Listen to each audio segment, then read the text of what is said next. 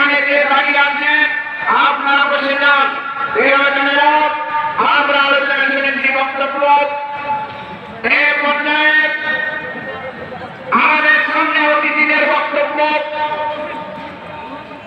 আজকে আপনাদের সামনে গুরুত্বপূর্ণ আলোচনা নিয়ে আসবেন আমাদের মেহমানেরা। আপনারা বসে যান। সমাজ পরিস্থিতি আমরা দেখেছি বিগত 16-17 বছর স্বপ্ন দেখেছিলাম ঘুমিয়ে ঘুমিয়ে ইসলামিক রাজনীতি বাংলার জমি থেকে বন্ধ করে দেওয়া যায় না। কিন্তু আমরা দেখলাম বাংলার তৌহিদি জনতা এবং ছাত্র সমাজ এমন ভাবে জেগে উঠেছে, তাদের ঘুম এমন ভাবে ভেঙে দিয়েছে, বিছানা থাকতে তারা বাধ্য হয়েছে। তারা আবার দেশের বাইরে যে স্বপ্ন দেখা শুরু করেছে, হুট করে এসে হুট করে দাবি করবে আপনাদের ঠিকানা আর এত সুরক্ষিত নেই, এসে বাংলার জমি আর এখানে থাকা যাবে না। ঠিক কিনা? আমরা দেখতে পাচ্ছি একটা বিশাল মিছিল চলে আসছে। আমাদের এই পর্যায়ে বক্তব্য নিয়ে আসছেন কংগ্রেস শহীদ পরিবার ফেডারেশন মেহেরপুর জেলা সম্মানিত দায়িত্বশীল সভাপতি আমি বাংলাদেশ শ্রমিক কল্যাণ ফেডারেশনের সম্মানিত সভাপতিকে আলোচনা রাখার জন্য অনুরোধ করছি।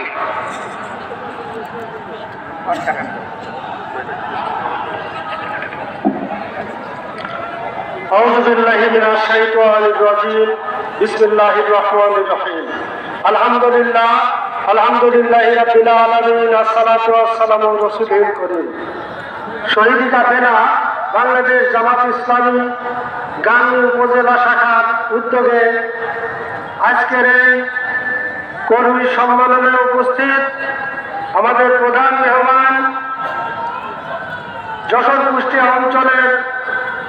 অঞ্চলটি পরিচালক, উপস্থিত সম্মানিত জেলা আমির, জেলা পর্যায়ের নেতৃবৃন্দ এবং উপজেলা পর্যায়ের নেতৃবৃন্দ, সংগঠনের প্রাণ উপস্থিত ভাইরা, আসসালামু আলাইকুম ওয়া রাহমাতুল্লাহ। সম্মানিত ভাইরা, জুলাই বিপ্লবের রক্তের মধ্য দিয়ে আমরা আবার দ্বিতীয় স্বাধীনতা পেয়েছি। আমরা যে 71-এর স্বাধীনতা পেয়েছিলাম সেটা মূলত একটা ভূখণ্ড পেয়েছিলাম, আসলে বাস্তবে আমরা স্বাধীন হতে পারিনি। এর কারণ একটাই, যে ফ্যাসিবাদ সরকারকে আমরা পতন করলাম, তারা ভারতীয় আগ্রাসনের মাধ্যমে আমাদেরকে পরাধীনতার শৃঙ্খলে বন্দী করে রেখেছিল। সম্মানিত ভাইরা, আমাদের এই দেশটাকে ভারতের বাজার হিসাবে পরিণত করা হয়েছিল। সম্মানিত ভাইরা, আমরা পদে পদে ভারতের কাছ থেকে নিষ্পেষিত নিপীড়িত হয়েছি। সম্মানিত ভাইরা, আমাদের নেতৃবৃন্দকে অন্যায়ভাবে ফাঁসির কাছে ঝুলে নির্মমভাবে হত্যা করা হয়েছে। এদেশে অনেক ভাইকে গুম করা হয়েছে, অনেক ভাইকে ক্রস ফায়ারের নামে অবৈধভাবে খুন করা হয়েছে। সম্মানিত ভাইরা, ফ্যাসিস্ট সরকার মনে করেছিল এদেশ থেকে ইসলামকে বিতাড়িত করবে, কিন্তু অত্যাচার যখন চরম শিখরে পৌঁছে যায় তখন আল্লাহর সাহায্য এসে যায়। সম্মানিত ভাইরা, আমরা আল্লাহর সাহায্যের মাধ্যমে তাদেরকে এদেশ থেকে বিতাড়িত করেছি। আজকে এদেশের মানুষ একটা কল্যাণমুখী রাষ্ট্র চায়। এদেশের মানুষ মুখে মুখে কথা বলছে এখন যে আমরা সততার ভিত্তিতে একটা দেশ পরিচালিত হোক, এরকম শাসক আমরা চাই। সম্মানিত ভাইরা, আমাদের সুযোগ এসেছে এদেশে একটা কল্যাণমুখী রাষ্ট্র পরিচালনা করা, আর এই দায়িত্ব আপনাদের উপরেই নির্ভর করছে যে এদেশে ইসলামী রাষ্ট্র প্রতিষ্ঠা করার জন্য। সম্মানিত কর্মী ভাইয়েরা, আমাদের সুযোগ এসেছে, আমরা আর বসে থাকবো না। আমরা আমাদের সততা এবং ভালো সাজিয়ে মানুষের মন জয় করে এদেশে একটি কল্যাণমুখী রাষ্ট্র প্রতিষ্ঠার চেষ্টা চালিয়ে যাব। আমি আর কথা বাড়াবো না। সম্মানিত ভাইয়েরা, আপনারা সকলকে সম্মিলিতভাবে এদেশের মানুষের পাশে দাঁড়িয়ে, মানুষের কাঁধে কাঁধ মিলিয়ে, মানুষকে আমাদের দাওয়াতের মাধ্যমে এদেশে একটা কল্যাণমুখী রাষ্ট্র গঠন করার প্রত্যয় রেখে আমি আমার কথা শেষ। আসসালামু আলাইকুম ওয়া রাহমাতুল্লাহি ওয়া বারাকাতুহু। এই পর্যায়ে আপনাদের সামনে বক্তব্য নিয়ে আসছেন মেহেরপুর জেলা রাজনৈতিক সেক্রেটারি মৌলানা রুহুল আমিন সাহেব।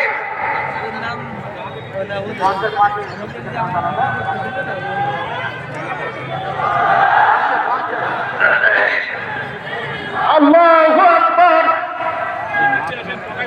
জিন্দাবাদ জিন্দাবাদ। বাংলাদেশ জামাত ইসলামী। আল্লাহু আকবার। নাহমাদুহু ওয়া নুসাল্লি আলা রাসূলিহিল কারীম। আউযু বিল্লাহি মিনাশ শাইতানির রাজীম। বিসমিল্লাহির রহমানির রহিম। আস্তাঈনু বিস-সাবরি ওয়াস-সালাহ ইন্নাল্লাহা মা'আস সাবিরিন। গাংনী উপজেলা কর্তৃক আয়োজিত আজকের এই কর্মী সম্মেলনের সম্মানিত প্রধান অতিথি, কেন্দ্রীয় কর্ম পরিষদের অন্যতম সদস্য তাই মুবারক হোসেন, মঞ্চে উপবিষ্ট আছেন জেলা জামাতের সংগ্রামী আমির হযরত মাওলানা তাজউদ্দিন খান, মঞ্চে উপবিষ্ট আছেন বিশেষ অতিথি হিসাবে ডক্টর আলমগীর হোসেন, জেলা নেতৃবৃন্দ, উপজেলা নেতৃবৃন্দ, সামনে বসা আমার তৌহিদি ভাইরা, আসসালামু আলাইকুম।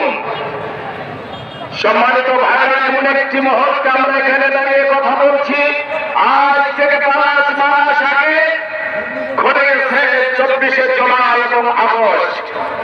24শে জুলাইয়ের আগে এই মাঠে দাঁড়িয়ে এতগুলি লোক নিয়ে বক্তব্য দেবে জামাত ইসলাম, এটা ছিল আমাদের জন্য একটি দুঃস্বপ্ন। 15.5টা বছর একটি জগদ্দল পাথর বাংলার মসনদে একের পর এক গণতন্ত্রকে হত্যা করে আর স্বাধীনতাকে হত্যা করে তাদের রাজত্ব কায়েম করেছিল। আধিপত্যবাদ একটি রাষ্ট্র ভারত, এই ভারতের সহায়তা নিয়ে একের পর এক বিনা ভোটে ক্ষমতা দখল করে তারা ক্ষমতাকে কুক্ষিগত করেছিল। ভাইয়েরা, এদেশের তৌহিদি জনতা ইসলামী দলগুলির বাক শক্তির বন্ধ করেছিল, গণতন্ত্রপন্থী দলগুলিকে নির্বাচন থেকে বিমুখ করেছিল, ভাষা কেড়ে নিয়েছিল, আন্দোলন বন্ধ করেছিল, খুন করেছিল, হত্যা করেছিল। এরপরেও আমরা টিকেছিলাম, টিকে আছি, টিকে আল্লাহ হয়তো রাখবেন ইনশাআল্লাহ। কিন্তু আমরা লক্ষ্য করছি মাত্র 5 মাস যেতে না যেতে 15 বছরের আধিপত্যবাদের সেই সরকার বাংলাদেশে তারা খাড়া হয়ে দাঁড়াতে পারে নাই। তারা পালিয়ে গেছে, দেশ ত্যাগ করেছে, তারা বাংলাদেশে আওয়ামী করে এই কথাটি বলার সাহস তারা হারিয়ে ফেলেছে। ভাই আমার, আমরা দেখেছি শেখ হাসিনা ভারতের মাটিতে বসে একের পর এক ষড়যন্ত্র করেছে। এখন বিদেশে যাবার জন্য, ভারত থেকে পালাবার জন্য লবিস নিয়োগ করেছে। যুক্তরাষ্ট্রে যাওয়ার জন্য কোটি টাকা আইনজীবী নিয়োগ করেছে। সেই দেশে গেছে নির্বাচনে থাকবে, বাংলাদেশে কোনোদিন আওয়ামী উঠে দাঁড়াবে না, নির্বাচন তো করে থাক। ভাই আমার, আমাদের জামাত ইসলামের উপরে জুলুম চলেছে, সেই জুলুমের না তারা আমাদের জন্য হিদায়াত দিয়েছে। বিপদ আসলে আল্লাহর কাছে সাহায্য চাইবা, সালাত আদায় করবা, অবশ্যই সবরকারীদের সাথে আমরা থাকবো। আজ এত ত্যাগ শিক্ষার মধ্য দিয়ে কোরআনের সেই শিক্ষায় বাস্তবায়িত হলো, যাদের উপরে এত জুলুম হলো, যাদের গ্রেফতার হলো, যাদের নেতাদেরকে বিনা বিচারে ফাঁসির কাছে ঝোলানো, আজকে সেই দলটি বাংলাদেশের মানুষের মুখে মুখে আগামী দিনে সরকার কায়েম করবে কে? জামাত ইসলামীকে ক্ষমতায় বাংলার মানুষ দেখতে চায়। ভাইরা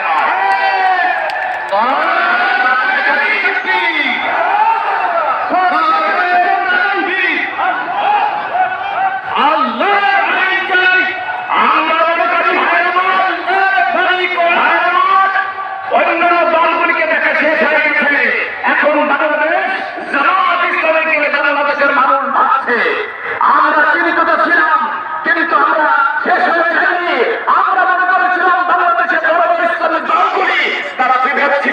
সৃষ্টি করেছিল, কিন্তু তারা আগামী দিনের স্বপ্ন বুকে বেঁধে এক করে তারা একটা প্ল্যাটফর্মে এসে জামাতের নেতৃত্বে ইসলামী শাসন ব্যবস্থার দিকে তারা সিদ্ধান্ত গ্রহণ করেছে। ভাইরা আমার, বাংলাদেশে একটি বড় দল ছিল তাবলীগ জামাত।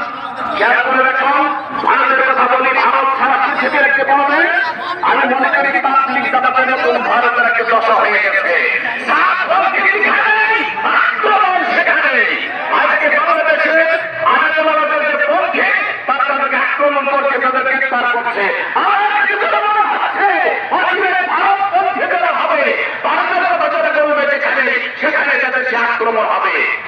বাংলাদেশের বর্তমান যে সরকারের রাষ্ট্রপ্রধান ডক্টর ইউনূস মনে করেছিল তাকে খাতাকে উড়িয়ে দেবে, খুঁজে উড়িয়ে দেবে, কিন্তু পারে নাই।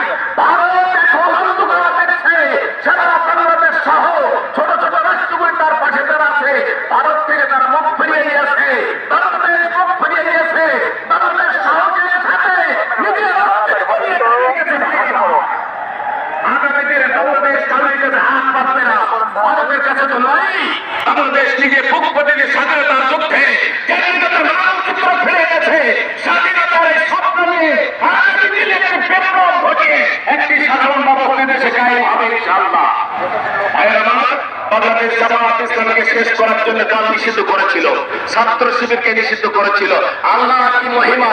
আল্লাহ পাক অল্প কয়েকদিনের ভেতরে হাসিনা পালিয়েছে, হাসিনার দল এবং সন্ত্রাসী সংগঠন ছাত্রলীগকে নিষিদ্ধ ঘোষণা করা হয়েছে। জয় বাংলা বলে বাংলাদেশকে বিভেদ সৃষ্টি করেছিল, জয় বাংলা অচিরেই বাংলাদেশের মানচিত্র থেকে বন্ধ হয়ে যাবে। আমরা মনে করি এই পরিস্থিতিতে বাংলাদেশ জামাত ইসলামীকে সাহসের সাথে অটুট অবস্থায় সবার সাথে বন্ধন রেখে আগামী দিনের স্বপ্নকে বুকে ধারণ করে বাংলাদেশের রাজনীতিকে আমরা মনে করি ইসলামী রাষ্ট্র উপহার দেওয়ার দায়িত্বে এখন আপনাদের কাজ করতে হবে। এই কাজ করার আহ্বান রেখে, এই জনতাকে সাক্ষী রেখে আমরা কাছে দোয়া করি, আমরা অচিরেই তোমার পক্ষ থেকে কাজের প্রত্যাশা নিয়ে আমি আমার আলোচনা শেষ করছি। আসসালামু আলাইকুম। চির উঁচু করি